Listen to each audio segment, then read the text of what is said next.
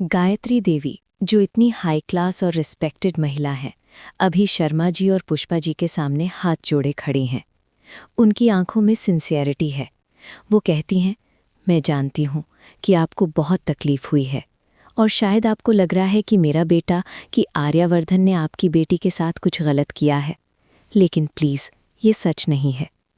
शर्मा जी अभी भी मुंह फेरे हुए हैं, लेकिन वो सुन रहे हैं। पुष्पा जी भी थोड़ी क्यूरियस हो गई हैं। गायत्री देवी कंटिन्यू करती हैं, शर्मा जी, मैं एक माँ हूँ, बिल्कुल पुष्पा जी की तरह। मैं अपने बेटे को बचपन से जानती हूँ। आर्यवर्धन ने कभी किसी के साथ गलत नहीं किया। वो एक शरीफ और संस्कारी लड़का है, और जब से उसने अनु को देखा है, वो बदल गया है, अच्छे मतलब में। वो पहली बार इतना खुश दिखा मुझे। पहली बार उसने किसी के बारे में इतने दिल से बात की।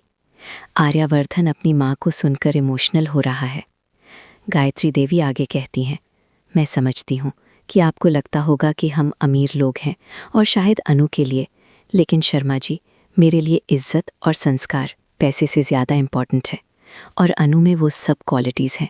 वो एक अच्छी लड़की है, एक अच्छी बेटी है, और मैं उसे अपनी बहू बनाना चाहती हूँ। ये सुनकर पुष्पा जी व शर्मा जी दोनों शॉक्ड रह जाते हैं। उन्होंने कभी सोचा नहीं था कि गायत्री देवी खुद आके ये कहेंगी। शर्मा जी पहली बार गायत्री देवी की तरफ देखते हैं। उनकी आंखें अभी भी गुस्से से भरी हैं, लेकिन थोड़ा कन्फ्यूजन भी है। वो कहते हैं, आप ये सब कह रही हैं, लेकिन वो वीडियो, अनु और आपके बेटे ने, उन्होंने सब कुछ हमसे छुपाया। अगर सच्चा प्यार होता तो वो आकर कहते, लेकिन नहीं, सब कुछ पीठ पीछे। ये गलत है। गायत्री देवी समझती हैं उनका दर्द। गायत्री देवी जेंटली कहती हैं, शर्मा जी, बच्चे डर जाते हैं कि कहीं उनके माँ बाप उन्हें गलत ना समझ लें। अनु ने आपसे नहीं कहा क्योंकि वो आपको डिसअपॉइंट नहीं करना चाहती थी, और आर्यवर्धन ने मुझसे इस वक्त तक इसलिए नहीं कहा क्योंकि वो पहले आपसे परमिशन लेना चाहता था, प्रॉपरली, रिस्पेक्टफुली। लेकिन फिर आपकी तबीयत खराब हो गई और सब कुछ उलझ गया। पुष्पा जी को अब थोड़ा समझ आ रहा है सिचुएशन।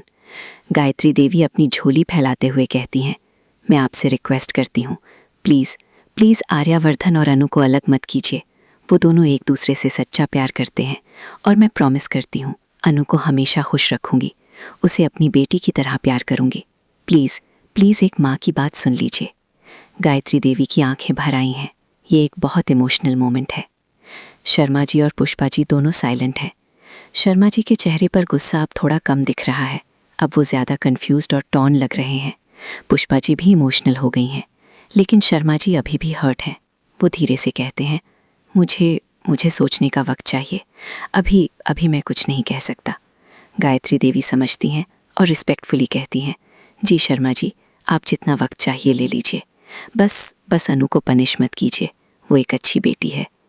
गायत्री देवी और आर्यवर्धन वार्ड से बाहर आने लगते हैं। जाते वक्त गायत्री देवी एक बार फिर शर्मा जी और पुष्पा जी को देखती हैं। उनकी आंखें रिक्वेस्ट कर रही हैं। दूर के पास आर्यवर्धन अपनी माँ से कहता है, माँ, आपको ये सब करने की ज़रूरत नहीं थी। गायत्री देवी मुस्कुराती हैं, बेटा, प्यार के लिए कुछ भी करना पड़ता है, और अगर मेरे हाथ जोड़ने से अनु की खुशी मिल सकती है तो मैं 1000 बार हाथ जोड़ूंगी। Narrator voice over. Gayatri Devi की इस हार्टफेल्ट रिक्वेस्ट के बाद क्या शर्मा जी अपना फैसला बदलेंगे? क्या वो आर्यवर्धन और अनु की मोहब्बत को समझ पाएंगे?